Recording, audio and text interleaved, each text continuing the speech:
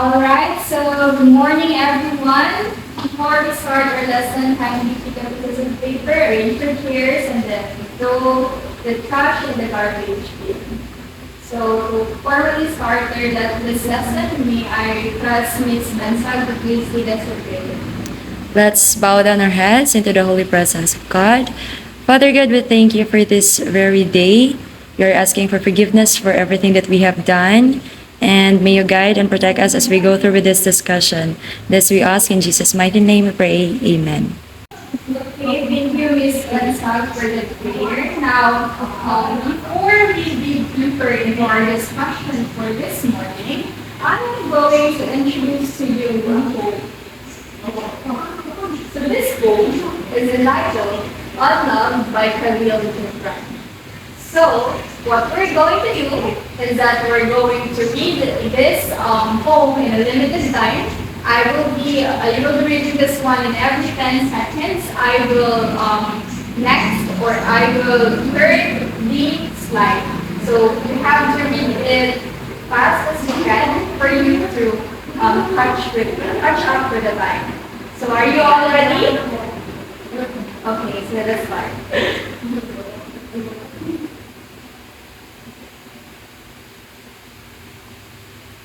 Time's up. Next.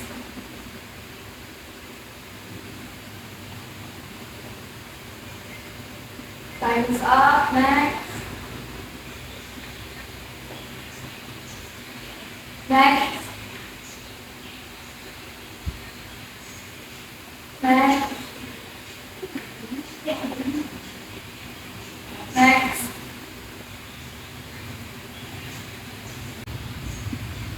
Time is up. Next. Okay, so that's where it ends. Now, I wanted you to share your observations and realizations with regards to the book. Does anyone have their realizations or observations that I'm reading the book? Yes, Miss Eunice.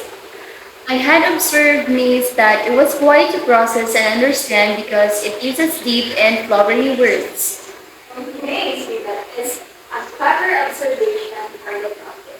Actually, guys, that is a valid observation. It's because when you're going to read the poem, it is really quite hard to comprehend this one due to the uses of words and techniques that the author or the poet uses in their poems.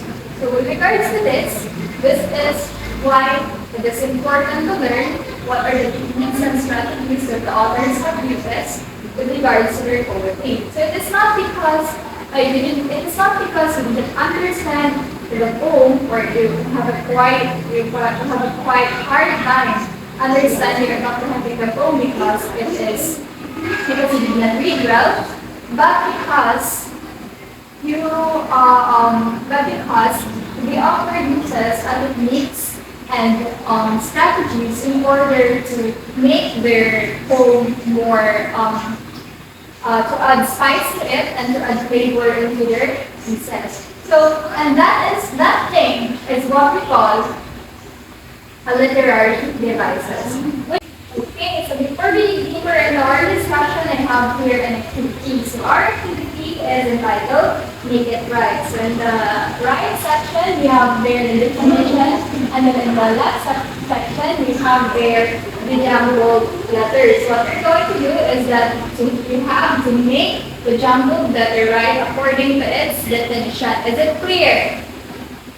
Okay, so I will give you 1 minute to formulate your answers.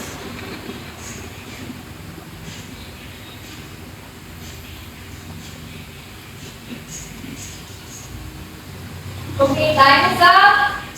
Let us check your answer. What is the answer for number 1? It's simile, ma'am. Okay, great job. For number 2, Metaphor. how about for number 3? Personification. How about for number 4? It's imagery. Okay. How about for number 5? Oxymoron. Okay. For number 7. Rhyme. And for number 8. Repetition. Okay, great job. So the first section is that we have simile. This is the literary devices that uses most commonly with the marks such as or like, right? For example, you are like a lion. So you are comparing a different entity to another entity in order to differentiate them. So with the usage of word like. Now in a metaphor, we are going to have a comparison between two different entities with having the same characteristics. And you're going to do that by implying to them indirectly. It's like saying, you are a sunshine. Something like that. So another thing is that we have a personification. So in a personification, we are personifying something that is a non-living thing. For instance, you're personifying an electric fan talking to you, or a cell phone talking to you. So that a cell phone can talk at all, but it has a sound, but it can talk. It doesn't. It is not a non-human. It is non-human, rather. So next we have the imagery. The imagery create a mental pictures and evoke emotions. So when we talk about imagery, there are a lot of this, a lot of senses for this. So and next we have oxymorons. Oxymoron is juxtaposing contradictory terms for emphasis and effect. For example, for this one is bittersweet, or parting is such a sweet sorrow. So this is an example of oxymoron. Like sweet and then sorrow, diba? These are two different terms that is being juxtaposed. Next is that we have a rhyme. So it is very understandable to you. Rhyme is using words that sounds alike. So Ms. Balonga, can you please give me an example of rhyming words or rhyming lines? Keep and sleep, ma'am. Okay, that's very good. Keep and sleep. That two words sounds alike or do rhyme. Next is we have the repetition. So the repetition, this is a simple word, simple repetition of a word within a sentence or a poetic line. For example, I am a human. I am brave. I am young. I am beautiful. This is an example of a repetition. You are repeating the word I within a line or a stanza. So that is now eight words, simile, metaphor, personification, imagery, oxymoron, rhyme, and repetition are what we call, what is it again? Literary devices. Okay, these are what we call literary devices that the author uses, the poet uses in order to add spice or to make their message more indirectly. So, by the way, class, I have a meeting to attend to, so I need to leave you or I need to exit the class. But don't you worry, I have here my two substitute teacher from the Labyrinthal State University, and then they are a fourth-year student, by the way, an English major student. So they will be the one who's going to handle the class, and it will be good to them, and then you will show some respect to them as well. So I think that's it for today, and for the continuation for this is that the two student teacher will continue the discussion. That's it for today, and then we like. Good day, everyone. I'm Eunice Balonga, one of the substitute teacher for this day. Alright? So, since Ms. Auxilio had already explained to you and provided the 7 literary devices, now let us have a review if you really understood what Ms. Auxilio taught you earlier. Okay? So, first, when we talk about simile, what is it again? Yes, it is what? It is actually the most commonly used literary devices, and it makes use of the words such as, like, and as. So it's very easy to identify simile in a literary piece. Okay? Next is metaphor. So when we talk about metaphor, yes, Mr. Kumita, what is metaphor again? Yes, actually that is correct. When we talk about metaphor, this refers to directly comparing a thing to something. Okay, for example, you are a rose. That particular person is being compared to a rose. Beautiful but what? Yeah, it's very hard to pursue, right? Or to touch. Right. Okay, next we have personification. When we talk about personification, we are, yes, Mr. Badunion, that is correct. Personification refers to attributing human characteristics to a non-living thing. Imagery is something that evokes a mental picture. For example, you can actually visualize a certain setting, like a romantic setting, something like that. And next is rhyme. So it's very easy to understand and to identify a rhyming sound in a particular piece because they have the same sounds. Next is repetition. It's very easy to identify too because there is a repetition of a certain word or line. Now for the next activity, since we already have reviewed the different literary pieces, let us proceed with our next activity, which is entitled Fill Me In. So I will be providing you a table for you to organize your ideas. So in the left side, we have the literary devices, the 7 of them, which we discussed earlier, and then on the right side, you're just going to provide the different lines that you think belong to this particular literary devices. So I'm going to give you an example. Simile. So the line from the poem on love is, through his, though his voice may shatter your dreams, as the north wind lays waste the garden. So I will be asking you to explain these particular lines too. So what do you think, Miss Auxilio, makes this particular line a simile?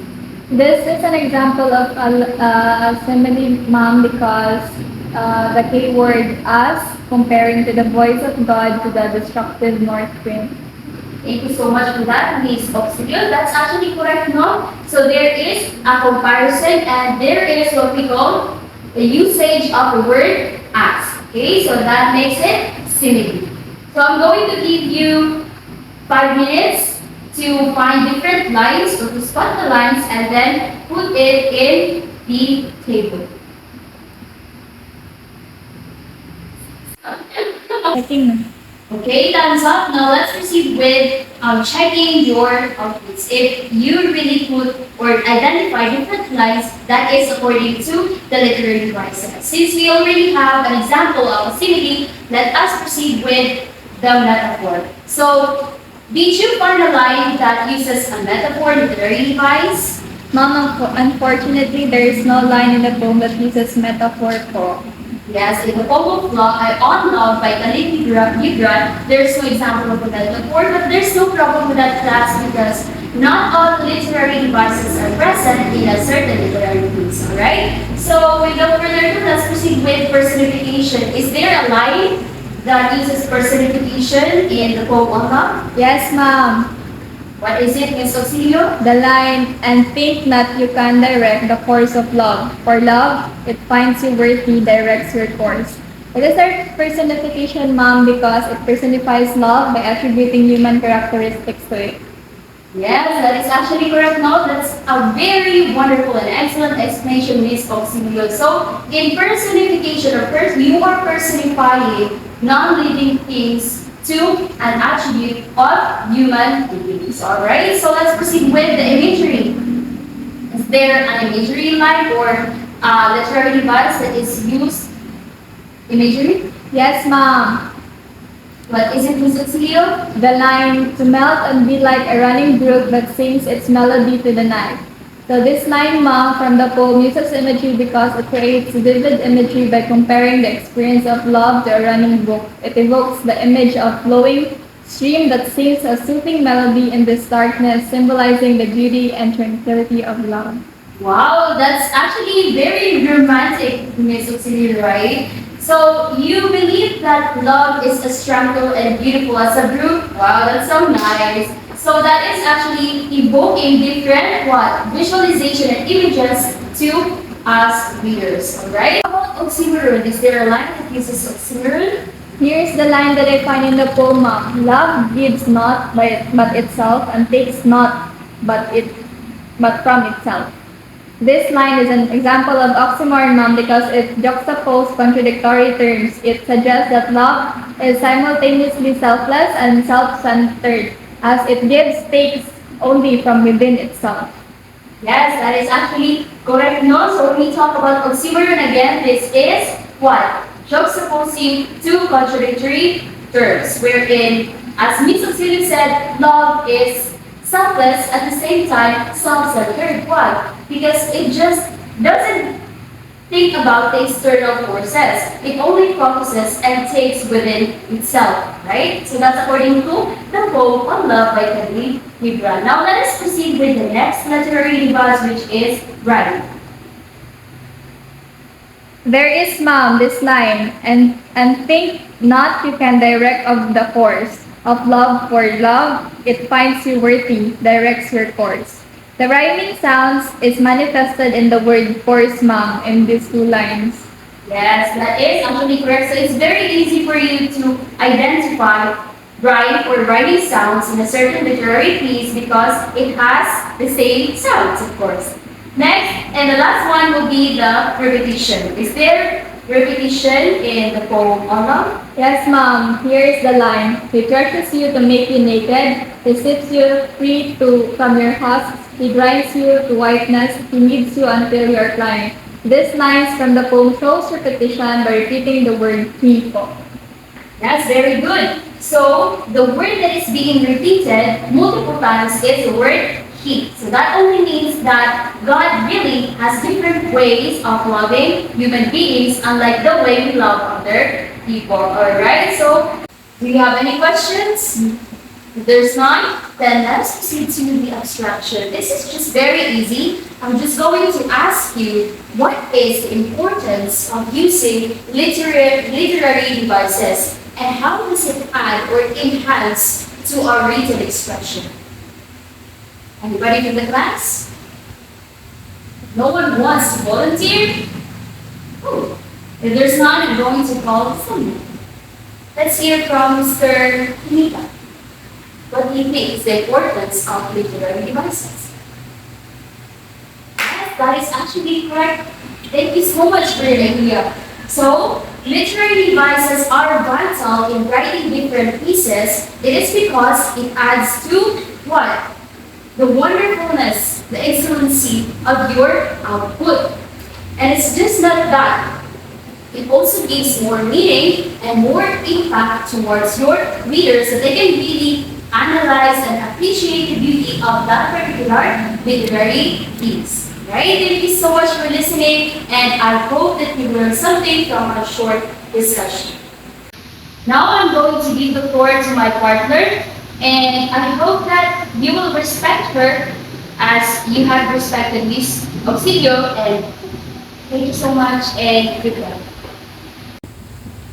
Hey, good day everyone. I am Miss Shelo Bansag, and I am one of the substitute teacher for this day. So, for the continuation of the activities that we have by Miss Balonga and was tackled by Miss Auxilio, we will now dive into the new learning activity. So, first, we have understood that being able to identify the literary devices is a way for us to be able to become a better readers. Now, for your next activity, we will gonna see if you truly have understood the topics of the literary devices. So,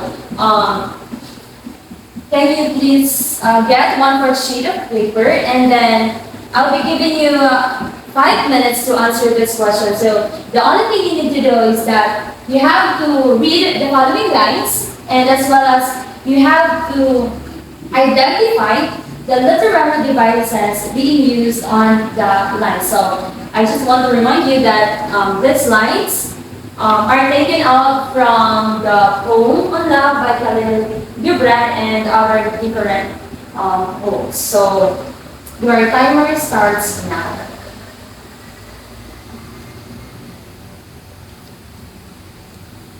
Okay, time's up. I think you have finished the activity. So now let's move on to, let's check if you truly have guessed or identified the literary devices being used on the different lines. Now, Let's check. Number one. When love beckons you, follow it. So what do you think is the literary device being used? Yes, Miss. I think it's personification, ma'am. And what do you think is that? I think it's personification, ma'am, because it personifies love as if it's a human being. Okay, very good. So, the next one. Life is a walking shadow. I think it's metaphor Why do you think Miss Balonga is a metaphor? because it directly compares life to a walking shadow. Okay, very good. So that's the other thing about metaphor because it compares something, not to the other things or the other entities. And then the next one is light shoots your forth, he gathers you unto himself. What do you think is the literary device being used on that line? I think it's really, ma'am, Yes. Why is that? because of the keyword light. Yes. So I think that as we go on with the checking of this activities, you truly have understood the literary devices that is being used. Okay, the next one. And he raised his head and looked upon the people, and there fell a stillness upon the people. So what do you think is the literary device being used in that? It's imagery, ma'am, Why is that? because you can visualize people raising up their heads and their stillness upon the people, so meaning Yes, they're it's listening. It's somehow like having a mental picture of what really happened in that day. Very good. The next one is parting in such a sweet sorrow. I Yes. think it's oxymoron, ma'am, Why is that? because there is two contradictory terms that is being used, sweet, sorrow. Okay, very good. Because this example was already been tackled by Ms. Auxilio, right? That when we say oxymoron, it somehow like comparing or something, a contradiction between the two words on the same line, like sweet sorrow. And the next one is, the woods are lovely, dark and deep, but I have promises to keep. So what do you think is the literary device being used? I think it's rhyme, ma'am, Yes, why is that? because the end of the two lines are rhyming or it sounds alike, deep and keep. Yes, that's the very thing that we have to be reminded that when we say rhyme, it somehow phonetically speaking, they are rhyme. Okay, the next one. To melt and be like a running brook that sings its melody to the night, to know the pain of too much tenderness, to be wounded by your own understanding of love, and to believe willingly and joyfully. What do you think is the literary device being used? I think it's repetition, ma'am, Why is that? because of the repetitive word. Yawa kayo ni explanation. Okay, so what do you think is that, Miss Balonga? I think it's repetition, ma'am, because of the repeated words to.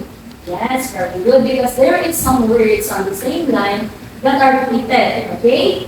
So the next one is, oh, that was the last one. Now, I think you truly have understood our topic. Now, I want to ask something.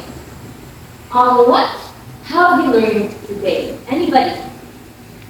We learn about the literary devices used in poetry, ma'am. Very good. And what are those literary devices that we have discussed earlier? The literary devices that we have discussed, ma'am, are the following. We have simile, metaphor, personification, imagery, oxymoron, rhyme, and repetition. Okay, very good. So I think that concludes that you truly have understood our topic. Now, to finally end our class, let's have this last activity to be answered by you, of course. And I want you to get still one more sheet of paper, and then later on we will check on this one. I'll be giving you 5 minutes to answer these questions. Your timer starts now.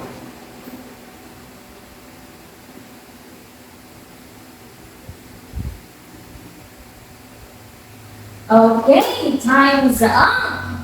Okay, now let's check if you have guessed or identified the literary device we used. Okay, number one, what do you think is the answer? I think it's letter A, ma'am. It's letter A. Very good. The next one. I think it's letter D. Letter D. Very good. Okay. The number three. I think it's letter B. Letter B. Very good. Another. Number 4. C, ma'am. C. Very good. Okay. Another one. It's letter B. Letter B. Okay. That's one. Okay. Another. B, ma'am. Letter B. Very good. To the next. Letter A. Letter A. Very good. Number 8. It's letter C. C. Letter C. Okay. It's letter A. Letter A. Very good. Okay, for the last one. Letter B. Letter B. Who got the correct answer? Perfect answer. I got perfect, Oh, ma'am. very good. So Me too, ma'am. that concludes that you truly have understood the topic well. Okay. I think that would be all for this day. I want you all to stand up. Assignment. So, I think it's clear that you truly have understood by your scores and you can really conclude that you really have understood the topic well. Okay. Any questions or clarifications about the topic? If none, let's proceed to your assignment. Okay, for your assignment, you have to research other literary devices, read in advance, and provide examples of it for the next discussion. Okay? Any questions about the assignment? Okay, very good. So, I think that would be all for our class today. I request everyone to please stand. Okay? Goodbye, class. Bye, ma'am. Bye, ma'am.